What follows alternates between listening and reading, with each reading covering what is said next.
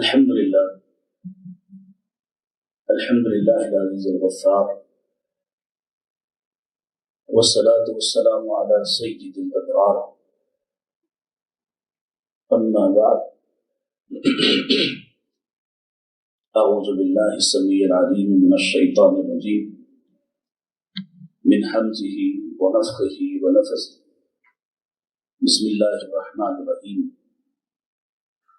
لقد من الله على المؤمنين إذ بعث فيهم رسولا من أنفسهم يتلو عليهم آياته ويزكيهم ويعلمهم الكتاب والحكمة وإن كانوا من قبل لفي ضلال مبين. قال الله تعالى: فإنما يسرناه بلسانك لتبشر به المتقين ولتنذر به قوما لدا.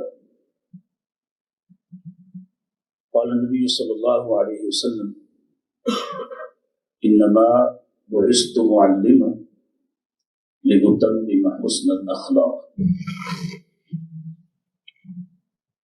صدر مجلس جناب پروفیسر ڈاکٹر نذیر احمد ظفر صاحب، معزز علماء کرام، اساتذہ کرام اور عزیز طلباء، آپ نے مجھ سے قبل بہت علمی بات سنی ہے اور میں بہت ہی عامیانہ سادہ بہرائے میں اپنی گزارشات آپ کے سامنے رکھنا چاہتا ہوں۔ نبی کریم صلی اللہ علیہ وسلم کی اس حیثیت کو پہلے تسلیم کر لیں تو شاید بات بہت ہی آسان ہو جائے اور پیغام بھی انتہائی آسان ہو۔ وہ حیثیت ہے رسول،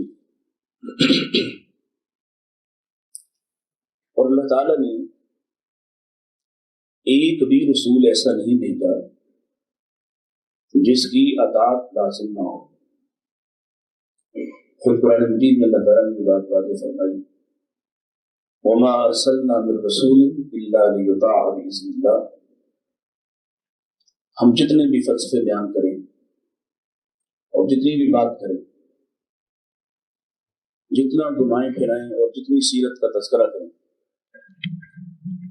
اگر اس حق کو تسلیم نہیں کرتے تو پھر ہمارا حال جو اس وقت ہے ایسا ہی رہے گا، شاید اس سے بھی بدتر ہوگا۔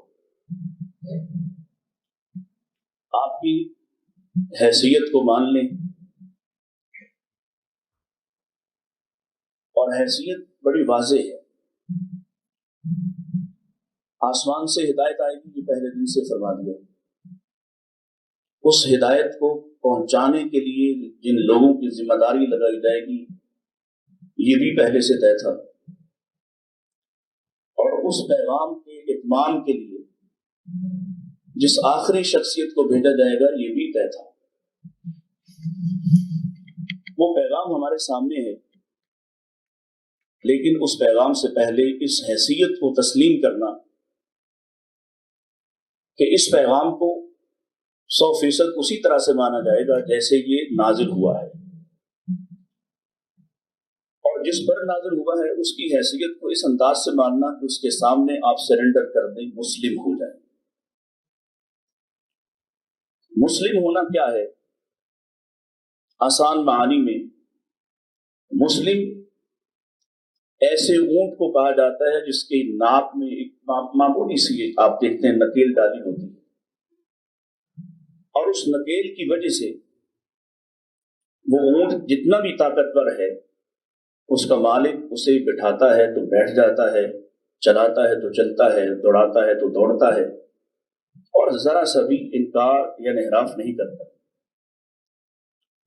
نبی کریم صلی اللہ علیہ وسلم کو بھی اللہ نے وہی حیثیت عطا فرمائی، اور اس سے بھی بڑھ کر کہ آپ تو تمام انبیاء کے بھی رسول ہیں، آپ تو تمام انبیاء کے بھی نبی ہیں، اور آپ کی حیثیت یہ ہے کہ اللہ کے رسول علیہ السلام نے خود ہی ارشاد فرمایا سامنے بیٹھے اپنے ایک صحابی سے جو اس وقت آپ کی موجودگی میں تجسس سے تورات کے پڑھ رہے تھے کہ شاید اس میں کوئی نئی بات ہو میرے لیے، تو اللہ کے رسول علیہ السلام نے فرمایا آج اگر جن پر یہ کتاب اتری وہ بھی زندہ ہوتے، لو کان موسیٰ حیا لاتبعتمونی، تو انہیں بھی میری ہی اطاعت کرنا پڑتی، میری ہی بات ماننا پڑتی، اور اگر کسی وجہ سے تم میری بات نہ سنو یا نہ مانو اور مجھ سے ثابت نبی کی بات سنو اور مانو، لَضَلَلْتُمُونِ، تو تم گمراہ ہو جاؤ گے۔ سب سے پہلے اس حیثیت کو مانیں، یہاں سے سفر شروع ہوگا، پھر اخلاق کی تربیت کا، معاشرے کی اصلاح کا۔ اگر آپ اس حیثیت کو نہیں مانتے، جتنے بھی فضائل بیان، مجھے یہ بتائیے کیا کسی کافر کو، وہ آپ علیہ السلام کے زمانے کا ہو یا آج کے زمانے کا، یا کسی کافر کو اس بات سے انکار ہے یا کوئی اس پہ بات کرتا ہے کہ رسول اللہ صلی اللہ علیہ وسلم کی ذات، آپ کی جو صفات ہیں اس میں کوئی کجی کمی ہے؟ کیا کبھی کسی نے کہا کہ آپ کی شکل و شباہت وہ عزیز اور محبوب نہ تھی؟ یا کسی نے کہا کہ آپ کے جو اخلاق و عادات تھے وہ ایسے نہیں تھے کہ ان کو مانا جاتا؟ آپ ایک بھی دشمن ایسا اللہ کے نبی علیہ السلام کا نہیں دکھا سکیں گے جو آپ کے اخلاق اور عادات پر حرف اٹھاتا ہو۔ اصل مسئلہ اس حیثیت کو تسلیم کرنے کا ہے کہ جس کو تسلیم کر لینے کے بعد میری اور آپ کی مرضی اور منشا ختم ہوتی ہے۔ اس حیثیت کے بعد وضاحت ہوگی تو ویسے ہی جیسے محمد رسول اللہ صلی اللہ علیہ وسلم کی ہے۔ اس حیثیت کو مان لینے کے بعد عقائد ویسے، نظریات ویسے، اعمال ویسے، اخلاق ویسے، اور اس حیثیت کو ماننے کے باوجود یا ایسی جگہوں جیسے ہم مسلمان پیدا ہوئے، پیدائشی مسلمان ہیں، اس حیثیت کو تسلیم کرتے ہیں لیکن اس کو سمجھے بغیر۔ یہی وجہ ہے کہ یہ 97-96% مسلمانوں کا ملک، اور یہاں آپ کو اللہ کے رسول صلی اللہ علیہ وسلم کی کردار کی خوشبو ڈھونڈے تو شاید علماء میں بھی نہ ملے، اخلاق ڈھونڈے تو آپ کو شاید معاشرے کے 99% جو افراد ہیں ان میں آپ کو ایک رمق بھی دکھائی نہ دے۔ اللہ تعالیٰ نے آپ کو کیوں بھیجا ہے؟ مقاصد بعثت کیا ہیں؟ آپ کی شان تو اس قدر بلند ہے کہ میرے جیسے ہزاروں لاکھوں کروڑوں عامی بھی دن رات آپ کی نعت کہیں تو آپ کا حق ادا نہ کر سکیں۔ آپ کا مقام اس قدر بلند ہے کہ اس کا ذکر کر کر کے آج تک کائنات میں آپ کے آنے کے بعد اور اب تک، اور ہمیں یقین ہے کہ قیامت کی دیواروں تک ایسی کوئی دوسری شخصیت نہیں آئے گی جس کا تذکرہ آپ سے بڑھ کر ہو سکتا ہو۔ لیکن کیا منتہائی مقصود یہ ہے، یہ ہدف ہے، کیا یہ ٹارگٹ ہے،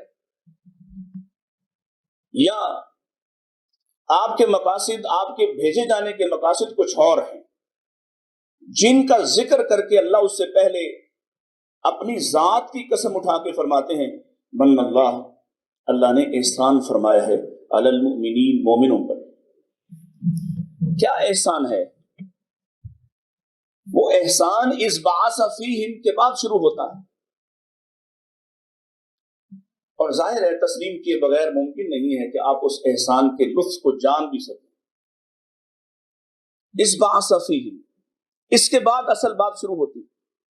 آپ احسان ہے، اتنا بڑا احسان کہ انسانوں پہ، مجھ پہ، آپ پہ کروڑوں احسان کرنے والے رب نے ایک بھی احسان جتلایا نہیں ہے، لیکن یہ احسان اتنا بڑا ہے کہ اللہ خود اپنی ذات کی قسم اٹھا کے فرماتے ہیں لقد من اللہ علی المؤمنین، مجھے میری ذات کی قسم ہے میں اللہ نے مومنوں پر احسان کیا ہے۔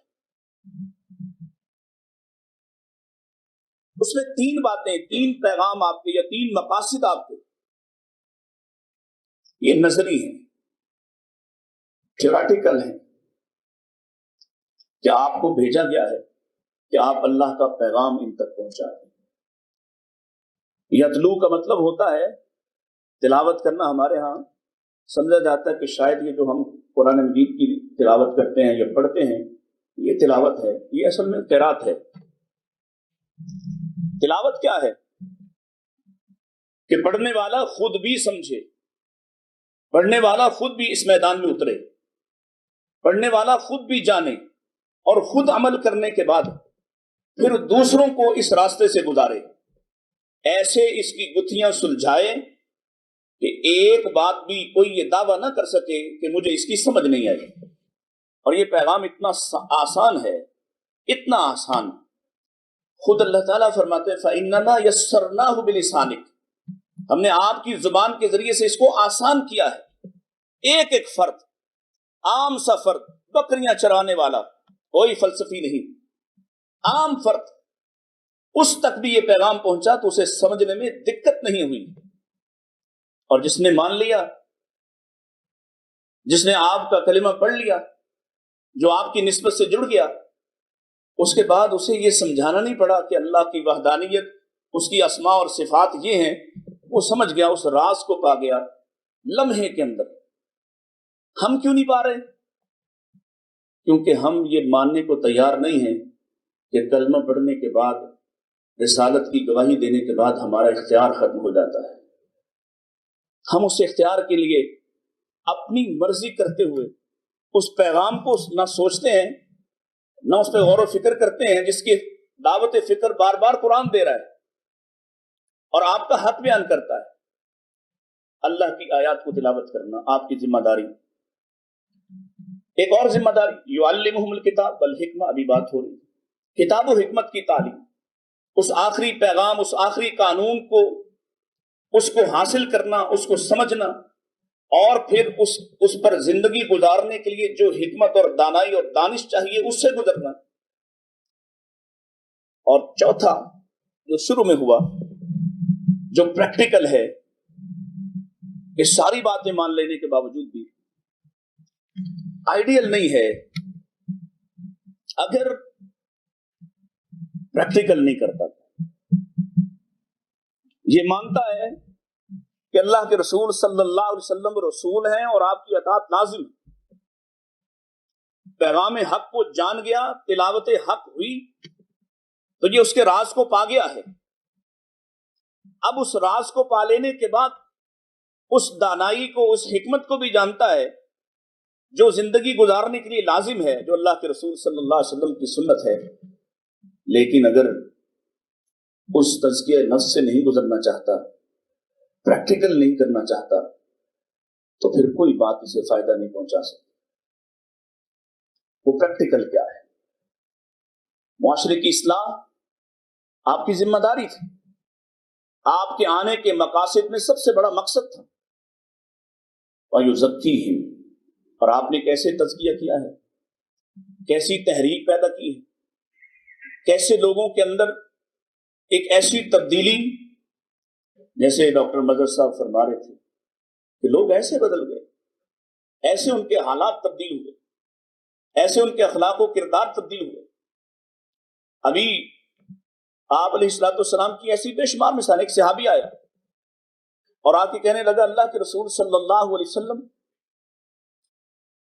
صلی اللہ سیرت النبی کانفرنس ہے تو اس میں یہ بات خود بخود یاد ہونا چاہیے کہ جہاں بھی آپ کی صفت اور آپ کا نام آئے تو آپ کا ہم سب پہ حق ہے کہ ہم آپ پر درود بھیجیں.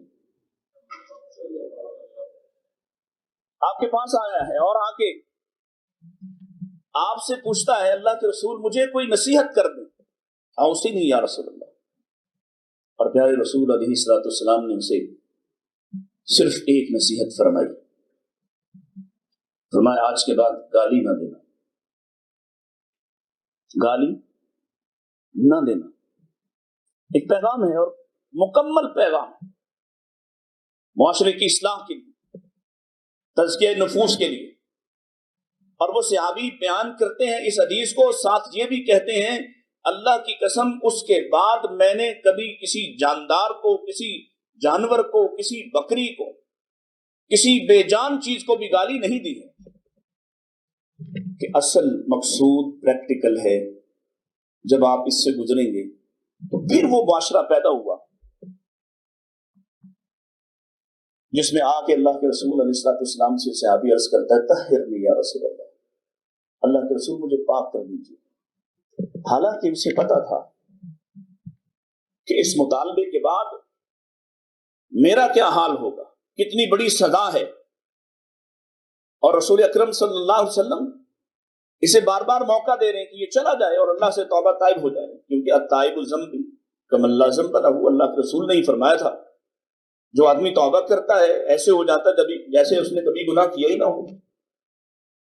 توبہ کرنے والا التوبۃ تہدم ما کان قبلہ، توبہ کرنے والا ایسے ہو جاتا ہے جیسے اس سے پہلے اس نے کبھی برائی کی ہی نہ ہو. اس کے باوجود وہ شخص اس کو بار بار بھیجا جا رہا ہے، اگنور کیا جاتا ہے، اور وہ لوٹ آتا ہے پھر اور آ کے وہی بات کہتا ہے طہرنی یا رسول اللہ، مجھے پاک کر دیجئے. چین نہیں آ رہا، حتیٰ کہ اللہ کے رسول صلی اللہ علیہ وسلم نے جب اسے 3 مرتبہ لوٹا چکے ہیں تو 4تھی مرتبہ آنے پر آپ نے اپنے پاس بیٹھے ہوئے صحابی انیس سے کہا اٹھو، اس کا منہ دیکھو، سنگو، اس نے نشہ تو نہیں کیا ہوا. صحابی اٹھتے ہیں اور سونگ کے بتاتے ہیں اللہ کے رسول علیہ الصلوۃ والسلام اس نے نشہ نہیں کیا. آپ پوچھتے ہیں یہ پاگل تو نہیں، مجنون تو نہیں؟ اب وہ صحابی بولتے ہیں اور کہتے ہیں اللہ کے رسول نہ میں پاگل ہوں اور نہ میں نے نشہ کیا ہوا ہے، بلکہ اللہ کے عذاب کا خوف مجھے چین نہیں لینے دے رہا. یہ ہے آپ کی تحریک، یہ ہے آپ کی تحریک جس نے اس پورے معاشرے کی کایا تبدیل کر دی. ماننے کے بعد اس کی حیثیت بدل گئی. اخلاق ایسے اخلاق جس میں خود اپنے آپ کو سزا کے لیے پیش کرتا ہے. اس لیے کہ تزکیہ نفوس میں سب سے قیمتی جوہر حیا ہے. حیا جس کے بغیر کوئی معاشرہ زندہ نہیں رہتا، حیا جس کے بغیر کوئی اصلاح ممکن نہیں ہے. اور ہم سمجھتے ہیں کہ شاید کہہ لینے سے نفوس پاک ہو جاتے ہیں. نہیں، ایسا نہیں ہے. پریکٹیکل سے گزرنا پڑے گا، پاک دامنی اختیار کرنا پڑے گی. آپ کو چاہیے، مختلف موضوعات پہ بات ہو رہی ہے، میں چونکہ آپ سے مخاطب ہوں، میں آپ سے مخاطب، نوجوانوں سے مخاطب، اور اس وقت کا پاکستان کے نوجوان کا سب سے بڑا مسئلہ حیا ہے. سب سے بڑی مصیبت بے حیائی کا رسیاں ہونا ہے، بے حیائی کی طرف ڈپٹٹ بھاگنا ہے. تنہائیاں اس قدر آلودہ، کون سی اصلاح ہے؟ اور پھر آپ دیکھتے ہیں چھوٹی چھوٹی معصوم بیٹیاں اور بچے اپنے ہی رشتہ داروں اور گھروں کے اندر غیر محفوظ ہیں، اور کلمہ ہم سب پڑھتے ہیں. اس نبی کا کلمہ پڑھتے ہیں جس نے دشمنوں کی بیٹیوں اور بہنوں کو بھی عزت اور آبرو عطا فرمائی. یہ جو پیغام ہے اور یہ جو اصلاح ہے، یہ تبھی ممکن ہے جب آپ اپنے آپ کو پریکٹیکل کے لیے پیش کر دیں. تب اسلام کا تقاضا آپ پر پورا ہوگا. تب آپ اس مسلم کی طرح ہوں گے، اس اونٹ کی طرح ہوں گے جس کی نکیل اور مہار اس کے مالک کے ہاتھ میں ہے. وہ صبح ان ٹھٹھرتی ہوئی سردیوں میں اس کی طرف سے بلاوا آئے تو ٹھیک 5 ساڑھے 5 بجے یہ مسجد پہنچا ہوتا ہے، اور رات تھکا ہوا ہے لیکن اس کے حکم کے بغیر یہ سو نہیں سکتا. یہ تب ممکن ہے جب آپ اس پریکٹیکل سے گزریں گے. اگر اس سے نہیں گزرتے، اور جو گزرا ہے لوگوں نے، حضرت ماعز ان کو سزا سنائی گی، پتھر مارے گئے، جان نکل گئی. لوگوں نے آپس میں تبصرے کیے اور مسجد نبوی کے اندر بیٹھ کے تبصرے کر رہے ہیں. ماعز نے اپنے آپ کو ہلاک کر دیا. اللہ نے اس کے عیبوں پر پردہ ڈالا تھا، اس نے اپنے آپ کو کھول دیا، افشا کر دیا اپنا راز. لوگ تبصرے کر رہے ہیں اور اللہ کے رسول صلی اللہ علیہ وسلم اپنے گھر سے تشریف لاتے ہیں اور لوگوں سے کہا استغفروا لماعز ابن مالک. اے میرے بھائیوں، دوستوں، صحابہ، ماعز ابن مالک کے لیے استغفار کرو، دعا کرو. اس نے ایسی سچی توبہ کی ہے، ایسا پاک باز اس نے ارادہ کیا ہے کہ اگر اس کی توبہ کو مدینہ کے 70 بڑے گناہ گاروں پہ تقسیم کر دیا جائے تو سب کے سب معاف ہو جائے. یہ ایسا معاشرہ، ایسی کایا کلپ ہوئی ہے. اور کچھ عرصہ گزرا ہے کہ آپ صلی اللہ علیہ وسلم کے پاس ایک عورت آتی ہے اسی طرح سے وہ بھی آ کے کہتی ہے طہرنی یا رسول اللہ، اللہ کے رسول صلی اللہ علیہ وسلم مجھے بھی پاک کیجئے۔ آپ نے اس کو بھی لٹایا 2 مرتبہ، تیسری مرتبہ، اور چوتھی مرتبہ وہ آ کے کہتی ہے لگتا ہے آپ میرے ساتھ بھی مائز جیسا سلوک کریں گے۔ مائز کا نام سنتے ہی پیارے نبی علیہ الصلوۃ والسلام پوچھتے ہیں مائز کے ساتھ تمہارا کیا معاملہ ہے؟ اس نے کہا میں وہی ہوں، میں وہی عورت ہوں جس کے ساتھ مائز نے برائی کی تھی، اور میں حاملہ ہوں اس گناہ سے۔ اللہ اکبر! دیکھیے اللہ کے رسول نے اس کو واپس بھجوا دیا کہ وہ حاملہ ہے۔ کہا جب بچہ پیدا ہو جائے تو آنا۔ گویا اس کو رخصت دی تھی، اور کوئی اس کو لینے کے لیے، کوئی سپاہی، کوئی فوج، کوئی پولیس، کوئی ادارہ، کوئی چوکیدار گارڈ اس کو اپنے گھر سے لانے کے لیے نہیں گیا کہ اب بچہ پیدا ہوا ہے تو واپس آؤ۔ وہ خود اپنے بچے کو اٹھائے ہوئے نبی کریم علیہ السلام کی مجلس میں آتی ہے، اور اس کے ہاتھوں پہ اس کا بچہ ہے، شیر خوار بچہ، اور وہ پھر کہتی ہے اللہ کے رسول میں آ گئی ہوں، اب آپ اس بچے کو اس کے والد کے حوالے کیجئے، خاندان کے حوالے کیجئے، اور مجھے سزا سے گزاریے تاکہ میں پاک ہو جاؤں۔ اللہ کے رسول اسلام نے پھر کہا جاؤ چلی جاؤ، اور جب یہ کھانا کھانے لگے اس کو دودھ پلاؤ، جب کھانا کھانے لگے تو پھر آنا۔ اب 2 سال مدت رضاعت ہے، 2 سال کی مزید چھوٹ ملی ہے، اور پھر بھی اس کو لینے کے لیے کوئی نہیں گیا، بلانے کے لیے کوئی سمن جاری نہیں ہوئے، بلکہ وہ خود مجلس مصطفیٰ میں آتی ہے، اور آج اس کی ٹانگ کے ساتھ اس کے دامن کو پکڑے ہوئے اس کا بیٹا کھڑا ہے، جس کے ہاتھ میں روٹی کا ایک ٹکڑا بھی ہے، ثبوت کے طور پر وہ لائی تھی کہ اب یہ بچہ کھانا کھا سکتا ہے، اب مجھے سزا سے گزارنا۔ اور جب آپ نے اس کو سزا سے گزارا، حضرت خالد بن ولید بھی پتھر مار رہے ہیں، ان پر خون کے چھینٹے پڑتے ہیں، اور وہ ناگوار محسوس کرتے ہیں کہ گناہگار عورت کے خون کے چھینٹے ان پہ پڑے ہیں۔ پیارے رسول اسلام فرماتے ہیں خالد محلن، رک جاؤ، کچھ نہ کہو، اس نے ایسی توبہ کی ہے اگر ٹیکس خور ظالم حکمرانوں پر بھی تقسیم کی جائے تو سب معاف کر دیے جائیں۔ یہ کیسی تبدیلی تھی جو تنہائیوں کو صاف کرنے والی۔ آج یقین جانیے ہمارا 9th کا بچہ، 1st ایئر 2nd ایئر کا بچہ، اس کے موبائل کو آپ کھول نہیں سکتے، اس نے 10 چیزیں چھپا کے رکھی، لاک لگا کے رکھی۔ کیوں؟ میں 40-45 سال کا ہوں، میرے موبائل کو کوئی لاک نہیں۔ کیوں؟ فیصلہ آپ نے کرنا ہے۔ اگر آپ، اور یہ بڑی زبردست ماشاءاللہ ڈاکٹر صاحب کی شفقت اور محبت اور ان کے سٹاف اور ان کے ذمہ دار دوستوں کی طرف سے یہ آپ سب کے لیے تحفہ ہے کہ شاید پورا سال آپ وہ نہیں سیکھتے جو اس ایک کانفرنس میں آپ سیکھ جاتے ہیں۔ یہ پیغام ہے، یہ رحمت کی بات ہے، یہ شفقت اور محبت کی بات ہے۔ اس لیے کہ آج کی نوجوان نسل کا مسئلہ شاید علم نہیں رہا، شاید تعلیم نہیں رہی، کہ ہم تو شاید کوئی تعلیم بھی اور کوئی شعبہ بھی علم کی آبیاری کے لیے اختیار نہیں کرتے، جاب نیشنز کو سامنے رکھتے ہیں، کس میں بہتر آپشنز ہیں، کس میں چوائسز ہیں، کس میں ہم کامیاب ہو سکتے ہیں، مال پیسہ کما سکتے ہیں۔ ہم نے علم کے حوالے سے، آپ نے گفتگو سنی، ہم نے علم کو بہت پیچھے کر دیا۔ علم بھی تبھی نافع ہے جب اس پر عمل شروع ہو جائے گا۔ وہ علم کسی کام کا نہیں جس پر عمل نہیں ہے۔ اور نبی کریم علیہ الصلوۃ والسلام کی سیرت کا بہت بڑا پیغام یہ ہے کہ آپ خود عامل تھے۔ ایسا نہیں ہوا کبھی کہ آپ پر یہ حکم نازل ہوا اقیم الصلاۃ تو آپ نے نماز خود نہ پڑھی ہو کہ مجھے کیا ضرورت ہے نماز پڑھنے کی، نہ میرے ذمے کوئی گناہ ہے، نہ کوئی غلطی، نہ کوتاہی، نہ خطا، بلکہ آپ کی اہلیہ آپ کے رات کے طویل سجدوں اور آپ کی آہ و بقا سے آپ سے کہتی ہیں اللہ کے رسول آپ کو کیا ضرورت ہے، اس قدر آہ و بقا، اس قدر رونا، اس قدر اللہ کے سامنے زاری، اس قدر تھکنا کہ تورمت قدمات، آپ کے قدم پھول جاتے، ورم آ جاتا، سویل کر جاتے، تشققت قدمات، آپ کے قدم پھٹ جاتے کھڑے رہنے مشقت کی وجہ سے، جبکہ آپ کے ذمے کوئی گناہ نہیں، کوئی خطا نہیں، آپ تو معصوم الخطا ہیں، آپ تو پاک بازوں کے بھی امام ہیں، آپ کو کیا ضرورت اتنے سجدے کرنے کی اور اتنی طویل عبادت کرنے کی، ایسے ایسے سجدے کہ میری ماں کہتی ہیں سیدہ عائشہ رضی اللہ تعالی عنہا کہ میں نے ایک مرتبہ رات کو اللہ کے نبی کا اتنا طویل سجدہ کہ میں نے آپ کے پاؤں کو چھو کے دیکھا، یعنی اللہ کے نبی فوت تو نہیں ہو گئے۔ جب آپ کے انگوٹھے کو گڑا ہوا دیکھا زمین میں تو میں سمجھ گئی کہ آپ طویل سجدے میں ہیں، اور کبھی کبھی ایسا سجدہ فرماتی ہیں کہ آپ کے سجدے میں رونے کی آواز اس طرح سے بلند ہوتی تھی جیسے ہنڈیا کے اندر ابال آ رہا۔ سبب کیا ہے؟ جب یہ کہا کہ آپ کو کیا ضرورت، تو آپ نے کتنا شاندار جواب دیا ہے، فرمایا افلا اکون عبدا شکورا، اے عائشہ کیا میں اللہ کا شکر گزار بندہ نہ بنوں؟ شکر گزار، اخلاق کا پیکر۔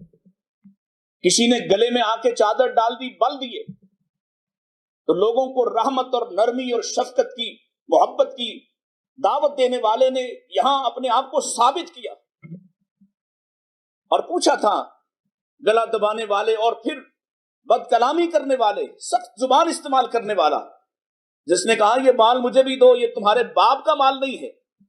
اللہ اکبر، کس سے بات کر رہا ہے؟ جس کے جانشار ایسے ہیں کہ اس کے وضو کے پانی کے قطرات کو زمین پر نہیں جانے دیتے، جس کی ایک اشارے سے اس کی گردن کٹ سکتی ہے۔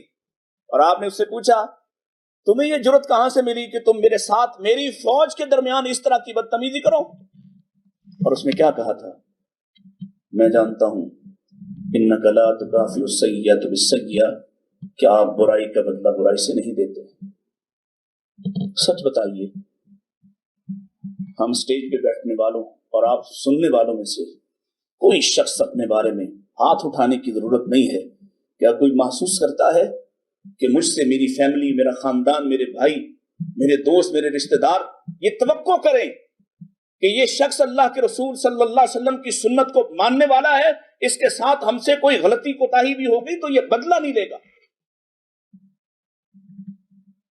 اخلاق، تعمیر، تشکیل، کردار سازی کے بغیر کیا ہے؟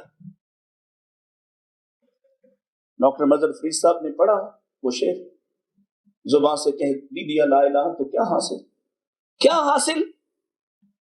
اور اقبال کہتے ہیں وہ قوم کے جو فیضان سماوی سے ہو محروم، حد ان کے کمالات کی ہے برق و بخارات۔ کیا ہے؟ کیا کرو گے؟ سائنسز میں ترقی، ٹیکنالوجی میں ترقی، ضرورت ہے تمہاری، لیکن تمہاری صرف زندگی کی، دنیا کی ضرورت، اور آخرت کی ضرورت کیا ہے؟ اللہ کے رسول اسلام نے واضح کر دیا، فرمایا سب سے وزنی عمل اگر آخرت میں میزان میں کوئی سب سے وزنی ہوگا تو وہ تمہارے اخلاق ہوں گے، وہ تمہاری عادات، وہ تمہارا رہن سہن ہوگا، جس کے لیے تم 1000 مرتبہ اپنی گلی میں کھڑے ہو کے دعوت دو، واز کرو، لوگ نہیں مانیں گے جب تک تم ان کے ساتھ رہتے ہوئے ان کے لیے رحمت اور رافت کا پیغام نہیں بن جاتے۔ اس کے لیے تمہیں قائل نہیں کرنا پڑے گا، دعوت نہیں دینا پڑے گی، اشتہار نہیں لگانا پڑے گا۔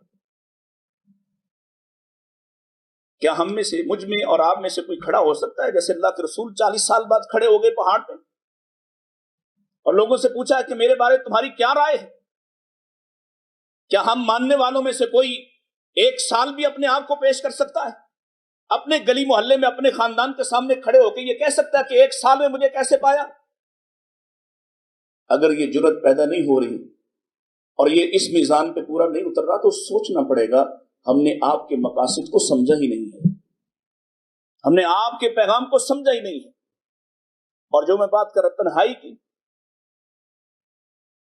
مفتی صاحب جانتے ہیں اس حدیث میں ہمارے جیسوں ناکارہ اور نکموں کے لیے بہت بڑا سبق ہے۔ اور جب پہلی مرتبہ میں نے اس حدیث کو سنا، پڑھا، تو میں سوچ میں پڑا کہ کیا صحابہ کیا کر سکتے تھے اپنی تنہائی میں، رات میں وہ کیا کر سکتے تھے؟ کیا ان کے پاس کتنے آپشنز تھی، کتنے چوائسز تھی، غلطی اور گناہ کے کتنے دروازے کھلے ہوئے تھے۔ کیا آقا فرماتے ہیں میں تمہیں ایسے لوگوں کی بات بتاؤں جن کے اعمال تہامہ پہاڑوں کے برابر، لیکن جب یہ اللہ کے سامنے جائیں گے تو یہ تہامہ پہاڑ، آپ کو تہامہ پہاڑوں کی بات سمجھانے کے لیے آسان سی بات ہے، یہ کوہ ہندو کش کا جو سلسلہ ہے، یعنی طویل پہاڑ نہ ختم ہونے والے، इतने बड़े अमाल, इतने बड़े बड़े अमाल उसके पास होंगे, जब अल्लाह के सामने जाएगा फरमाया इसके अमाल को राख का ढेर बनाकर उड़ा दिया जाएगा, इसके पास कुछ नहीं बचेगा। क्यों? शायद इस हदीस को यहां तक सुनकर आप में वो तजस्सुस पैदा नहीं हुआ कि क्या सबब होगा, लेकिन सहाबा परेशान हुए, सिर्फ हम लना या रसूल अल्लाह, जल्ली हम लना या रसूल अल्लाह, अल्लाह के रसूल वो कौन लोग होंगे, वो कैसे लोग होंगे जिनके तिहामा पहाड़ों जैसे अमाल भी बर्बाद हो जाएंगे। हमें फिक्र नहीं होती, हम जाहिर में नेकियां करते हैं तो फिर बातिन में उनको बर्बाद करते हैं और कभी सवाल नहीं करते, कभी नहीं पूछते। ये मेरे भाई मुफ्ती साजिद साहब बैठे हैं, तशरीफ फरमा है, ये अलामा साहब तशरीफ फरमा है, मैं इस तजर्बे से गुजरता हूं, कोई आके ये नहीं, ये तो पूछते हैं औलाद के लिए वजीफा बतला दो, माल कैसे बढ़ सकता है उसका कोई वजीफा बतला दो, मेरा बेटा बेटी कामयाब हो जाए उसके लिए कोई लफ्ज सिखा दो। कोई आके ये नहीं पूछता मेरे आमाल कैसे तबाही और बर्बादी से बच सकते हैं, इसका कोई पैगाम बता दे। आज हमारे छोटे बच्चे वो महफूज नहीं, नौजवान महफूज नहीं, बेटे बेटियां महफूज नहीं, और फिर इस वक्त नफ्सियाती तौर पर सबसे बड़ा मसला पाकिस्तान में नौजवान का, और अगर पूरी दुनिया का कहूं तो तब भी मुबालगा नहीं है, सबसे बड़ा मसला क्या शहवानी ख्वाहिशात गालिब नहीं हो गई? क्या ये हमारे इख्तियार से बाहर नहीं निकल गई? क्या स्कूलों कॉलेजों और यूनिवर्सिटियों के तलबा और तालिबात सबसे बड़ा यही चैलेंज उनके दरपेश नहीं है? क्या आबरू और इज्जत आज दांव पे नहीं है? इतना आदम एतमाद। और कौन है हम? मोहम्मद रसूलुल्लाह सल्लल्लाहु अलैहि वसल्लम को मानने वाले हैं। कौन है हम? अल्लाह की किताब को हाथ में थामे हुए हैं। अल्लाह की किताब का, जैसे यहूद को कहा गया अफतुमिनून बिबाज़िल किताब व तकफुरून बिबाज़, क्या तुम किताब का कुछ हिस्सा मानते हो और कुछ नहीं मानते? हम क्या मानते हैं क्या नहीं मानते? हम नबी को नबी भी माने, रसूल को रसूल भी माने, अल्लाह की तौहीद का ऐलान भी करें, नबी पाक इस्लाम की खत्म नबूवत के दावे भी करें, लेकिन अमल से गुजरने को तैयार। आपकी लाई हुई शरीयत जिसे माने बगैर मेरी और आपकी नजात मुमकिन नहीं, लेकिन नजात के लिए अमल से गुजरने को तैयार।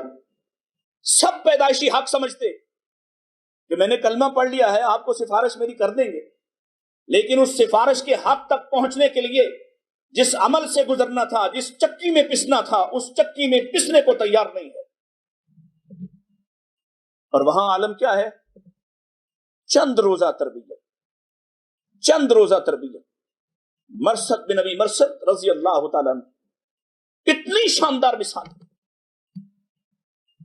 अल्लाह के रसूल अलैहि सलाम से कहने लगे, या रसूलल्लाह सल्लल्लाहु अलैहि वसल्लम, आपको पता है कि मैं इस्लाम लाने से पहले बड़ा माहिर चोर था, तो मुझे इजाजत दे तो मैं मक्के वालों से, मुसलमानों के वो मुहाजिरों के वो माल जिन पर उन्होंने जबरन कब्जा किया है, वो चोरी करके वो लूट के ले आऊं। मुझसे मुसलमानों की ये हालत देखी नहीं जाती। प्यारे इमाम मेरे मुर्शिद आका व मौला सल्लल्लाहु अलैहि वसल्लम फरमाते हैं इसकी इजाजत नहीं है। फिर कुछ देर बाद फरमाया, जाओ तुम वहां से मेरे कहने पर जो मैं कहूं वो चुरा कर लाओ, और उस मसरूका सामान को मदीना की हुदूद में दाखिल करना तुम्हारा काम है, जन्नत की बिशारत देना मेरा काम है। क्या काम है? कहा जाओ वहां से कैदियों को छुड़वाना है, और वो जा रहे हैं और कैदियों को छुड़वा रहे हैं। मक्के वालों ने पहले से ज्यादा कुफल लगाए, पहले से ज्यादा पहरे बिठाए, लेकिन वो इतने माहिर अपने काम में कि उनके दरमियान से लोगों को निकाल लाते। इसी तरह एक रात को खड़े हैं अपने टारगेट पे, अपने हदफ पे नजरें जमाए हुए। कि जमाना जाहिलियत में, यानी इस्लाम से पहले की एक ताल्लुक वाली एक बदकार औरत, उन्नाक नामी, बड़ी मारूफ और मशहूर अपने हुस्न में, اس نے پہچان لیا، رات کی تاریکی میں بھی پہچان لیا، اور دعوت گناہ میں آؤ پھر سے اسی مرحلے سے گزرتے ہیں، اور اب یہ اس کی دعوت سن کر آنکھ اٹھا کر بھی اس کو نہیں دیکھتے۔ کیسے ہو سکتا ہے یہ میرے نوجوان، یہ قوم سیٹس کے نوجوان کے اندر یہ بات، یہ جوہر کیسے پیدا ہو سکتا ہے؟ اس کے اندر یہ خوبی کہاں سے لائی جا سکتی ہے؟ وہ دھمکاتی ہے، پہلے لالچ دیا، پھر دھمکانا شروع کیا کہ مجھے سمجھ میں آ گیا ہے کہ کون یہاں کے قیدی چھڑاتا ہے، اگر تم میری بات نہیں مانو گے تو میں شور مچاؤں گی، تم پکڑے جاؤ گے۔ صحابی رسول نے جان کا خطرہ مول لیا ہے لیکن دعوت گناہ کو قبول نہیں کیا۔ اور کوئی آج بھی، کوئی ایک شخص آج بھی اس عمل سے گزرے، کس سے؟ سبعۃ یظلھم اللہ فی ظلہ یوم لا ظل الا ظلہ۔ کیسا مقام ہے! کبھی یہ بات بھی ہم سے سنیں کہ یہاں ہم کتنا پروٹوکول چاہتے ہیں، کیسی زندگی، آسائش والی زندگی پسند کرتے ہیں، ایک لمحہ گاڑی کا اے سی بند نہیں ہونے دیتے، گھر کا اے سی بند نہیں ہونے دیتے، چاہے جتنے بھی ریٹس ہو جائیں۔ تو یوم حشر، میدان حشر، جس کا دورانیہ قرآن نے بیان کیا، 50,000 سال، غور کیا کبھی کہ وہاں کس حالت میں کھڑے ہوں گے، اور وہاں کی راحت تلاش کرنا چاہیے۔ میں ایسا ہو جاؤں کہ آپ کے سامنے جاؤں تو میرے بارے میں اعلان ہو، اسے سایہ فراہم کر دو۔ یہ ہے ان 7 میں سے ایک فرد، ورجل، یہ آدمی، طلبت امرات، ایک عورت، ذات منصب و جمال، خوبصورت بھی ہے، حسن و جمال کی پیکر بھی ہے، مالدار بھی ہے، بڑے گھرانے سے بھی ہے، اور وہ دعوت گناہ کی، اور یہ اس کی دعوت گناہ کو تنہائی میں، کوئی پرچار کرنے کے لیے نہیں، تنہائی میں صرف اتنا کہہ دے، انی اخاف اللہ، میں اللہ سے ڈرتا ہوں، اس لیے تمہارے لیے، تمہاری طرف میری کوئی توجہ، کوئی التفات نہیں ہو سکتا۔ یہ شخص یہاں آج کسی کو ساہیوال میں نہیں پتا کہ اس نے اتنے بڑے امتحان میں کامیابی حاصل کی ہے، باقی سب امتحان تمہارے لوگ دیکھتے ہیں، جانتے ہیں، یہ وہ امتحان ہے جس میں تم پاس ہوئے۔ حشر کا میدان ہے، اور وہاں پکارا جائے گا، اے فلاں بن فلاں، لوگ نہیں جان پائے کہ تو کیسے بڑے عظیم کردار کا حامل اور مالک ہے، آؤ آج تمہیں وی وی آئی پی پروٹوکول دیتے ہیں۔ لوگ دھوپ میں کھڑے ہیں، بڑے بڑے نیکوکار بھی دھوپ میں کھڑے ہیں، اور ایسی دھوپ کہ جس کے بارے میں فرمایا 1 میل پر سورج آ جائے گا، اور محدثین کہتے ہیں کہ میل سے مراد یا تو فاصلے والا میل ہو سکتا ہے، یا آنکھ میں سرما ڈالنے والی جو سلائی ہوتی ہے اس کو بھی میل کہا جاتا ہے۔ سر پہ گویا گڑا ہوگا، لاکھوں کلومیٹر دور ہے تو نیچے کھڑے نہیں ہونے دیتا، اور جب 1 میل پہ ہوگا تو کیا حالت ہوگی۔ اس عالم میں اس شخص سے کہا جائے گا، تم وہ ہو جس نے اللہ کے ڈر سے رات کی تنہائی میں، دن کے اجالے میں، کسی مجلس میں اس ظالمات عورت کی بات نہ مان کر اللہ کے ڈر کو ترجیح دی تھی، محمد رسول اللہ کے پیغام کو ترجیح دی تھی۔ آؤ سارے لوگ دیکھیں گے آج تم کہاں کھڑے ہو، ہمارے عرش کے نیچے کھڑے ہو جاؤ۔ اور آخری بات، علاج کیا ہے اور کیسے ہے؟ تنقید سے علاج نہیں ہوتا۔ کسی ڈاکٹر کے پاس جائیں اور وہ آپ کے زخم کو دیکھ کے تنقید شروع کر دے، اور یہ بات میں مذہبی طبقے سے کہہ رہا ہوں، جو علاج کم کرتے تنقید زیادہ کرتے، علاج کیسے ہوگا؟ یہ ہمارے بچے ہیں جو اپنے ماتھوں پر ملحد لکھنے کو تیار ہوئے، ایتھیسٹ ہو گئے، لا مذہب ہو گئے، اللہ کو نہ ماننے پر اصرار کرنے لگے، رسول کی بات کو تسلیم نہیں کرنا چاہتے، تو ٹھیک کیسے ہوں گے؟ تنقید سے۔ کتنی مثالیں میرے سامنے ہیں، لیکن یہ مثال سب سے بہتر۔ اللہ کے رسول علیہ الصلوۃ والسلام کے پاس ایک نوجوان آیا اور کہنے لگا، اے ذلی بالزنا، یا رسول اللہ، رسول بھی کہتا ہے اور یہ بھی چاہتا ہے کہ زنا کی اجازت مل جائے۔ نوجوان بیٹھے ہیں، اور اس میڈیم کے ذریعے جہاں تک بات جائے سب کے سامنے یہ سوال ہے، کیا آج کے نوجوان کی یہی خواہشات نہیں ہیں؟ شادی شدہ ہو یا غیر شادی شدہ، کیا آج اس کی نظر یہی نہیں چاہتی ہے؟ کوئی ایسا راستہ نکل آئے کہ میرے لیے آوارگی کے دروازے کھلے رہیں اور معافی کا مجھے مانگنا بھی نہ پڑے، عمل بھی نہ کرنا پڑے، اور جنت کا ٹکٹ بھی ہاتھ میں ہو۔ صحابہ کو غصہ آیا، کیسی بڑی بارگاہ میں کیسی بات کرتا ہے، پاک باز نبی کے سامنے کیسی گستاخ بات کی ہے۔ صحابہ کو غصہ آیا، اٹھے ہیں، اس کی طرف لپکے ہیں۔ آپ نے روکا، ٹھہرو، اس سے کہا میرے قریب آؤ، غتن منی، میرے قریب آؤ، اور قریب آؤ، اتنا قریب کہ آپ کے گھٹنوں کے ساتھ گھٹنے ملاتا۔ آپ نے اس کا ہاتھ تھاما اور کچھ سوال کیے۔ یہ ہے علاج کا طریقہ، ہاتھ تھامو، جیسے تم مریض کا ہاتھ تھام کر اس کو لے جاتے ہو، ایسے تم اخلاقیات کے بیمار کا بھی ہاتھ تھامو، نرمی، شفقت اور محبت سے اسے سمجھاؤ۔ اور سوال کیا کیا ہے؟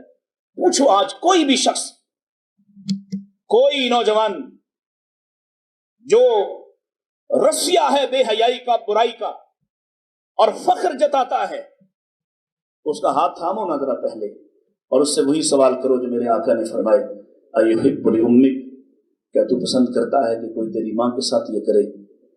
لا واللہ یا رسول اللہ، نہیں اللہ کے رسول، یہ تو میں سوچ بھی نہیں سکتا۔ فرمایا والناس یحبونہم لأمہاتہم، لوگ بھی پسند نہیں کرتے کہ وہ اپنی ماں کے ساتھ ایسا ہوتا دیکھیں۔ بیٹی کے ساتھ، بہن کے ساتھ، پھپھی خالہ کے ساتھ، بتاؤ کس رشتے کے ساتھ برداشت کرتے ہو؟ اور وہ لا واللہ یا رسول اللہ کہتا جاتا ہے، اور دوسرے تیسرے جواب پر آنکھیں چھلک پڑتی ہیں۔ علاج ہونا شروع ہوا۔ آپ نے جب دیکھا کہ دل نرم ہو گیا، بات پہنچ گئی، اثر شروع ہوا، آپ نے اس کے سینے پہ ہاتھ رکھا اور فرمایا اللہم اغفر ذنبہ، دعا کر۔ پھر اس کے بعد، علاج کے بعد دعا کرو، اللہ اس کے گناہوں کو معاف کر دے۔